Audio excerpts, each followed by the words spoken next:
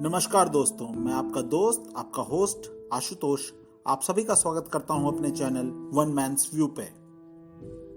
आज हम चर्चा करेंगे महाभारत के एक प्रसिद्ध प्रकरण यक्ष और युधिष्ठिर संवाद की।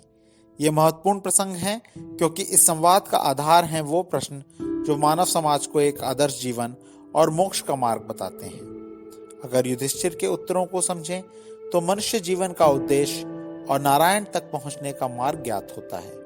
यूं तो इस प्रसंग में 120 से भी अधिक प्रश्न हैं, लेकिन आज हम उन्हीं प्रश्नों में से कुछ महत्वपूर्ण प्रश्नों को और उनके उत्तरों को समझने की कोशिश करेंगे। आइए बढ़ते हैं धर्म की संगति कराने वाले धर्मराज युधिष्ठिर और यक्ष संवाद की ओर। वनवास के दौरान एक दिन पांडव और द्रौपदी द्वैतवन में भ्रमण करने जाते हैं। द्रौपदी को प्यास सताने पर युधिष्ठिर अपने सबसे छोटे अनुज नकुल को जल लाने का आदेश देते हैं। पास के जलाशय से जल लाते वक्त यक्ष प्रकट होकर नकुल को चेतावनी देते हैं कि बिना उनके प्रश्नों का उत्तर दिए अगर नकुल ने जल पीने या ले जाने की चेष्टा की तो अपने प्राण गंवा देगा। नकुल यक्ष की बात को अनदेखा कर जल पीने की चेष्टा करते हैं और तुरंत ही प्राण रहित हो जाते हैं। नकुल के आने में विलंब होते देख युधिष्ठिर ने क्रम से तीनों भाइयों सहदेव, अर्जुन तथा भीम को भेजा और उन सभी का भी नकुल जैसा ही हाल हुआ। अंततः युधिष्ठिर स्वयं जलाशय के पास पहुंचे। उन्होंने देखा कि वहां पर उनके सभी भाई मृत अवस्था में पड़े हुए हैं। वे इस दृश्य को देखकर आश्चर्यचकित रह गए। उन्हें तभी यक्ष का स्वर सुनाई दिया, हे युधिष्ठिर, मैं यक्ष हूं। मैंने तुम्हारे भाइयों से कहा था कि मेरे प्रश्नों का उत्तर देने के पश्चात ही जल लेना, किंतु वे ना माने और उनका यह परिणाम हुआ। अब तुम भी यदि मेरे प्रश्नों का उत्तर दिए बिना जल ग्रहण करने का प्रयत्न करोगे तो तुम्हारा भी यही हाल होगा। युधिष्ठिर हाथ जोड़ करके निवेदन करते हैं, हे यक्ष, मैं आपके अधिकार की वस्तु कदापि लेना नहीं चाहता। आप पहले अपने प्रश्न पूछिए। यक्ष पूछते हैं, सूर्य को कौन उदित करता है, उसके चारों ओर कौन चलता है और उसे अस्त कौन करता है, वह किसमें प्रतिष्ठित है? युधिष्ठिर विनम्रता से कहते हैं, हे यक्ष, सूर्य को ब्रह्म उदित करता है, देवता उसके चारों ओर चलते हैं, धर्म उसे अस्त करता है और वह सत्य में प्रतिष्ठित है। कौन हूं मैं? युधिष्ठिर कहते हैं, तुम ना ये शरीर हो, ना इंद्रियां, ना मन, ना बुद्धि। तुम शुद्ध चेतना हो, वह चेतना जो सर्व साक्षी है। तो जीवन का उद्देश्य क्या है? जीवन का उद्देश्य उसी चेतना को जानना है जो जन्म और मरण के बंधन से मुक्त है। उसे जानना ही मोक्ष है। जन्म का कारण क्या है?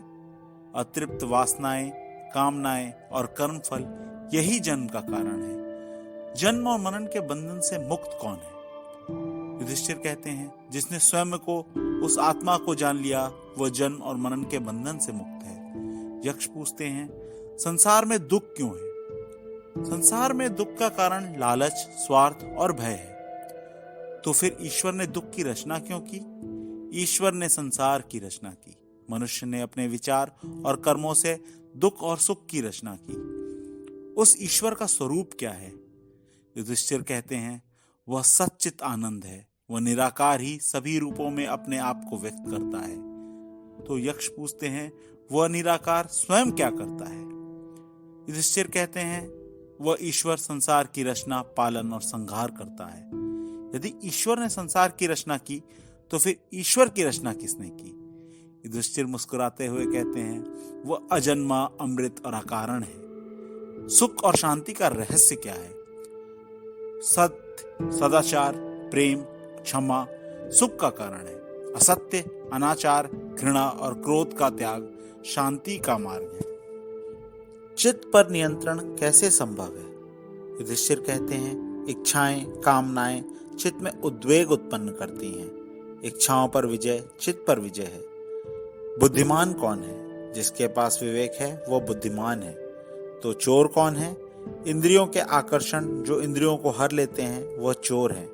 नरक क्या है? इंद्रियों की दास्ता नरक है। कमल के पत्ते में पड़े जल की तरह अस्थाई क्या है? यौवन, धन और जीवन अस्थाई है। यक्ष प्रश्न करते हैं, दुर्भाग्य का कारण क्या है? मद और अहंकार दुर्भाग्य के कारण है। तो सौभाग्य का कारण क्या है? सत्संग और सबके प्रति मैत्री भाव सौभाग्य का कारण है। भय से मुक्ति कैसे संभव है? युधिष्ठिर कहते हैं वैराग्य से। और मुक्त कौन है? जो अज्ञान से परे है वो मुक्त है। अज्ञान क्या है? आत्मज्ञान का अभाव अज्ञान है। दुखों से मुक्त कौन है? जो कभी क्रोध नहीं करता वो दुखों से मुक्त है। वो क्या है? जो अस्तित्व में है और नहीं भी, माया। माया क्या है? नाम और रूपधारी नाशवान जगत ही माया है। परम सत्य क्या है? युधिष्ठिर कहते हैं ब्रह्म। ब्रह्म ही परम सत्य है। यक्ष प्रश्न करते हैं मनुष्य का साथ कौन देता है? धैर्य ही मनुष्य का साथी है। यक्ष पूछते हैं भूमि से भारी चीज क्या है? युधिष्ठिर कहते हैं माँ। संतान को कोख में धरने वाली माँ भूमि से भी भारी है। आकाश से भी ऊंचा कौन है? पिता। पिता का स्थान आकाश से भी ऊंचा है। यक्ष प्रश्न करते हैं हवा से भी तेज चलने वाली चीज क्या है? हवा से भी तेज गति मन की है। यक्ष प्रश्न करते हैं तिनके से भी ज्यादा संख्या में क्या है? युधिष्ठिर कहते हैं चिंता। चिंता तिनके से भी ज्यादा है। यक्ष कहते हैं मरणासन वृद्ध का मित्र कौन है? दान। यक्ष प्रश्न करते हैं संसार का सबसे बड़ा आश्चर्य क्या है? युधिष्ठिर कहते हैं हर रोज आंखों के सामने कितने ही प्राणियों की मृत्यु हो जाती है। ये देखते हुए भी इंसान को लगता है कि वो अमर है। यही महान आश्चर्य है। कौन व्यक्ति आनंदित या सुखी है? युधिष्ठिर कहते हैं हे यक्ष, जो ऋण मुक्त है वही आनंदित और सुखी है। इस प्रकार यक्ष और युधिष्ठिर का संवाद समाप्त हुआ। इस प्रकरण से हमें अद्भुत ज्ञान मिलता है। अगर मैं कहूं कि एक आदर्श जीवन का मार्ग मिलता है तो अतिशयोक्ति ना होगी। इन प्रश्नों में कुछ प्रश्न ऐसे हैं जो व्यक्तिगत रूप से मुझे बहुत पसंद है। जैसे कि जब युधिष्ठिर ने माता का स्थान भूमि से भी भारी और पिता को आकाश से भी ऊंचा बताया। माँ का स्थान सबसे ऊंचा है। जननी जन्मभूमिश्च स्वर्गादपि गरीयसी। माता और मातृभूमि का स्थान स्वर्ग से भी ऊपर है। पिता आकाश से भी ऊंचा है। पिता माता का कद नापा नहीं जा सकता। इसलिए माँ और पिता की सदा सेवा करें और सदा आदर करें। हमारा अस्तित्व उनसे ही है। उनका आशीर्वाद ब्रह्म का आशीर्वाद है। इच्छाओं पर विजय पाकर ही मन पर नियंत्रण किया जा सकता है। इंद्रियां जिसके नियंत्रण में हैं वो नरक की दास्ता से बच सकता है। आत्म का ज्ञान ही ब्रह्म और मोक्ष पाने का मार्ग है। सा विद्या या विमुक्ते।